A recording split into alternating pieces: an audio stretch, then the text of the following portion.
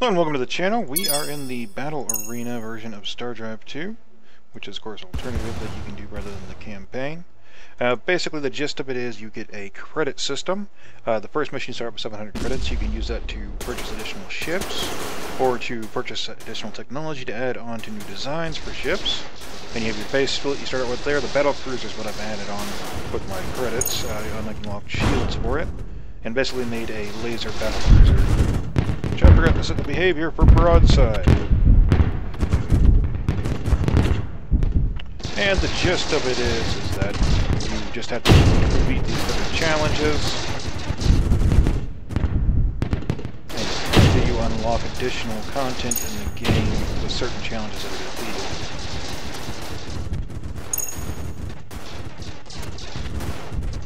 This one I've tried a couple times and it's actually fairly challenging. So that's why I came up with the battlecruiser design, which is very shield heavy. It's got the entire center column is just filled up with shield generators basically, of varying sizes, so that it is nothing but a tank since it targets your largest ship.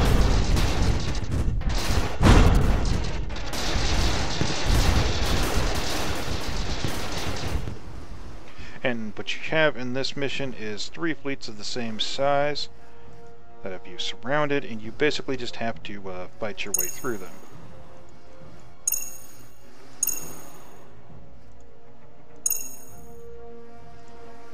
So we'll go ahead and see if our battlecruiser will go ahead and engage this fleet here.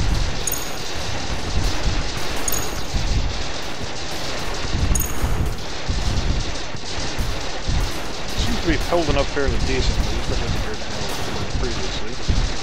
Now you do start out with all the base technologies, the starter level ones, and you have to unlock them with credit purchases. So you've got to balance it between adding additional ships versus upgrading additional ships with better equipment.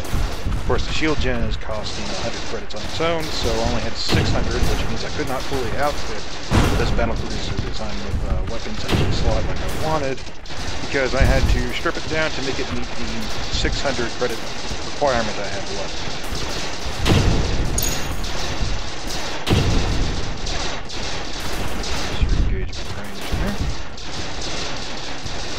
It's actually working out fairly well.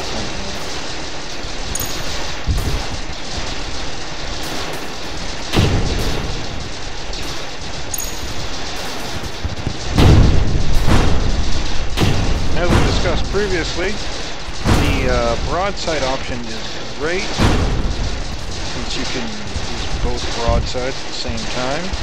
Unfortunately, due to the cost restraints, we had to strip the ship down to a point where we didn't have infinite ammo firing all weapons at once. Luckily, though, not all our weapons are the same range. We have some laser turrets on either side, and then we have mostly point defenses on the ship. So for the most part, they're not going to be firing at the same time, even when you've got ships on both approaches.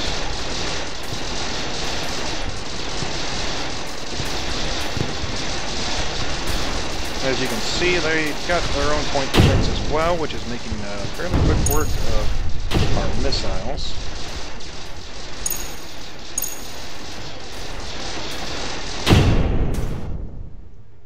And of course, since the unlimited missile tech is something you have to, or not unlimited, but the resupplying ordnance tech is something you have to research, we have a finite number of shots in these smaller ships. Which the default race it uses in this particular mission is the Shogunite. I've not used them much, but from what I can tell, their ship design is very robust. It has a lot of extra spaces on all facings. So you've got a lot of customization options, and their default designs tend to use a lot of armor and missiles. And then even artillery as well, so they're very ordnance-based. Basically hard hitters, they can take a beating, and they're very slow, as you can tell. These other ships are, well, those aren't even moving at all. I think their engines might be damaged. But no, they're at their maximum engagement range. And of course the other one, falling behind greatly as well. Now I could unlock other fusion generators or fusion engines, which are 100 each. I've tried it on a previous playthrough for this, and it turned out not to be very cost effective for this first mission here. But basically, if you're looking for just a quick space engagement with your own customization of the ships, the Battle Arena section definitely appears to play to that pretty good. I mentioned if you played it enough, you could get a little bit bored with the consistency of the enemy. But, of course, the main campaign itself is fairly fast as well, especially for a 4X game. So you're not really going to have too much to worry about with time constraints when playing StarDrive 2 in general. You can pretty much go an hour into the game and get all kinds of different actions, be it either as Battle Arena or as campaign, and really feel like you've accomplished something and you can basically just save and move on. So you could even play this during like a lunch break, basically. If you have an hour lunch break, 45 minutes will be fairly decent into the game, and then as you're progressing, coming back for those break sessions, of course, you'll be more than capable of accomplishing something each time you play for about 45 minutes or so. Which is definitely a great benefit in this regard. Looks like we're going to mop this up pretty easy. This is really a testament to the energy weapon and shield design that I have gone over in the previous video. It pretty much is a trump card design. It's going to beat most everything else. Of course, pulse weapons and I think disruptors, I want to say, damage shields. I'll have to double check that, but definitely pulse weapons, which disable systems, are a strong counter to the shield system. And as you can see, our shields have finally gone down. But of course, we'll be dead in a second anyways. And voila.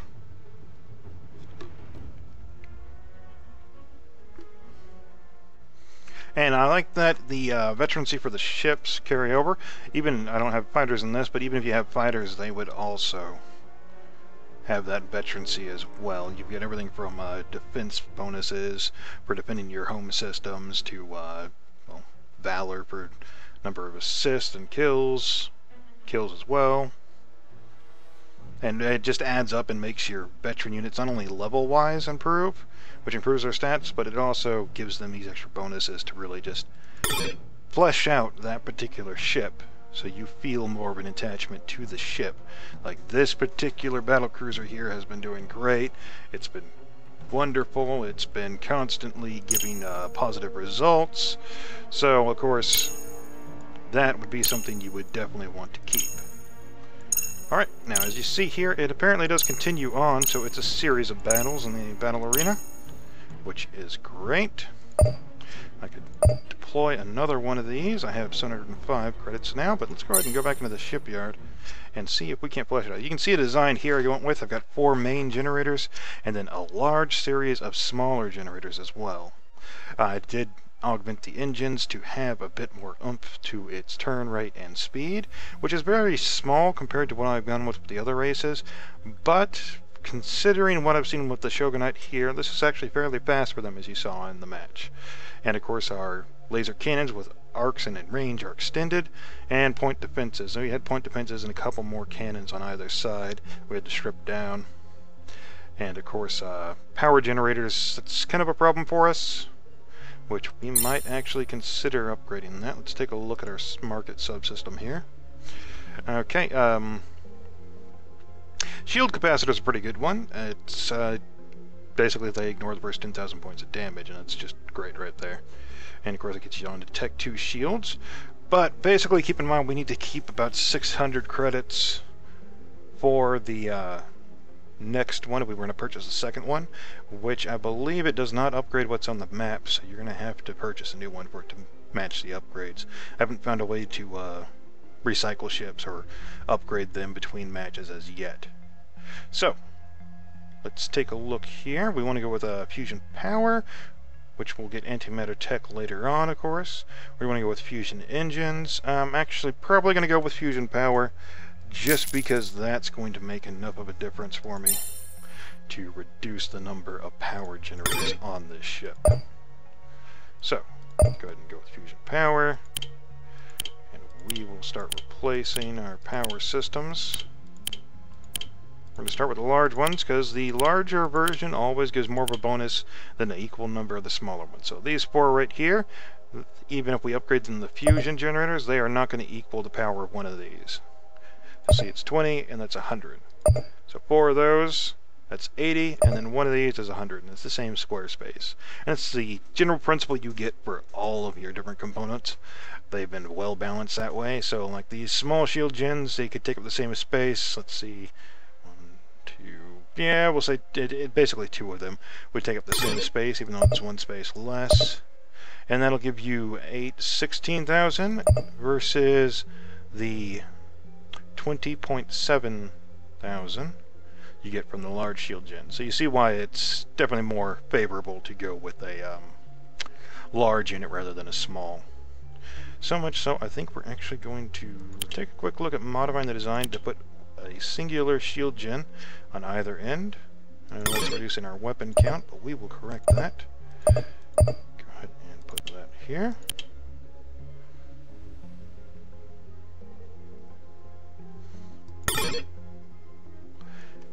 And the reason for that is because you saw at the very end we finally lost our shields. They finally went down. So we will go ahead and see if this will be enough. And of course it's infinite right there, so we'll reduce our microgens, since those are a waste of space in general.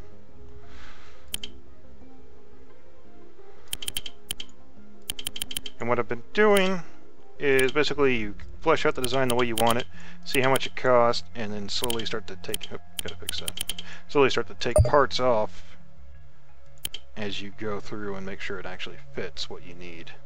So here we can fire everything infinitely. Go ahead and throw our engines on again. Where are they? Expand our engines rather. Actually, a huge one would still be better than these multiple larges, so we will go with that. And then a medium over here. I really just want to get that engine power up. Particularly the turn rate is important when doing a broadside design. And we're still infinite on the actual weaponry. Of course, I've got to retype the name because I didn't select the class even though it was already pulled up. You know what? We will make it the Mark III. It's been saved. And just change those behaviors by default. Okay, so let's go take a look at our deploy screen. Mark III is definitely way too expensive, so we're going to have to strip it down. What do we want to strip down? We want to strip down some of the point defenses we put on. That's going to be our start. You'd be surprised at how much these cost individually. I don't have the exact number, of course, but I've noticed a significant price decrease on them once they were removed. Go ahead and save over it, go back to the deploy screen. 849. We still got to drop off 249 points, which makes me wonder if we're going to have to reduce our main weaponry there, or engines. Let's see, let's start with the engines. Some of these did not add enough bonus, basically, to give us that 14, so we can definitely afford to lose them. Let's see if we can drop some power. Yeah, we can actually drop quite a bit of power and still be infinite. Okay, that was our limit there. So we will put 1 back. That's up to 33. Now, if you were to strip one of these sides off, you could tell that it was infinite, so we'll go ahead and save it. Because we're going to check the value again. We're going to strip main cannons off of one side. That'll give you an idea of one broadside firing with all the shield gens and everything else going. That is infinite, and that is great because that's what we want. So we will go ahead and step off and then step back on. As you can see, it's back to what we just saved it as. And we need to drop 95 more credits worth. So, where can we drop that from? We could drop the shields we just added. Or we could drop some of these center shields. We dropped 2 of those. That actually did not move it by much. So much so that I'm actually going to put them back on. Because center shields are great. They are fantastic. Okay. Let's see, if we drop all these little engines, it puts us back at 12. And still didn't drop us by much. Alright, we'll go ahead and drop the 2 shield gens on the side. And we'll go back to our deploy screen. That doesn't drop us by hardly anything. So we'll put those shields back. And we'll actually go ahead and drop some of the guns. Maybe the generator now. I'm fairly confident with that design, yeah. 617. We are getting close, people. Alright. Tough choices here. So, we'll go ahead and drop another main gun off of... Actually, we'll drop 2 guns off of each side. Then get us back up to infinite. But wait, we are going to add in a small row of point defense. Let's save that. 605 exactly. Look at that. Alright. So here we are. We've got our battle cruisers deployed. Let's take a look at the map. See what we're going up against. Interesting. Alright. So basically, yeah, we can just take these guys head on. Should be good for that. I do like that your ships carry over from the previous match. Let's see. Gotta change your facing and behavior. And it's a good thing we've got some point defense weapons, because that's gonna hurt.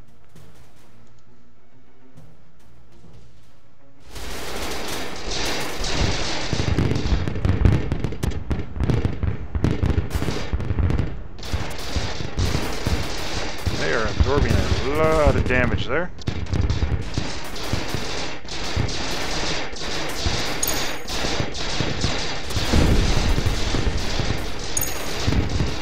Use our battle cruisers, see if we can mop up these smaller ships that are just pouring missiles all over us. Imagine our Veterancy on the one is really going to carry a lot of weight here.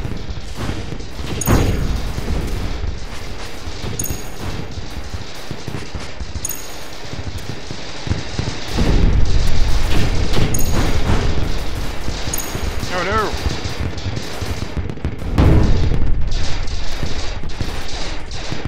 Lost our veteran ship.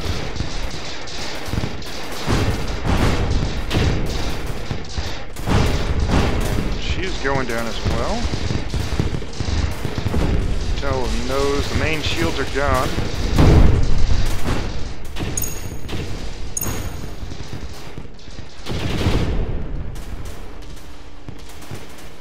Yeah, we pretty much lost this one. Those missiles, man. That was crazy. Alright, so as you can tell, it gets pretty interesting here in the battle arena. You've got to augment your ship designs to be more or less universally useful, and, of course, to counteract what you're going up against each time. Unfortunately, you don't seem to have a way to strip a ship, get credits for it, or just retrofit it in the actual arena. We'll have to check that out further and try it again. But that pretty much gives you an idea of how the battle arena works. It's quicker than even the campaigns, so basically if you've only got a 30-minute lunch break, you could do this in probably 20 minutes will get you through one decent session, as you've seen here. And then of course you can pick that up again later. So all of these are very good points for StarDrive 2, and good reasons why you'd want to pick it up if you don't really have the time to invest in a proper long-scale 4X game where you're going to spend 10 hours just getting yourself established and expanding out into the universe. Alright, so of course, as always, I hope that was helpful and inspiring in some way, and as always, you guys have a good day.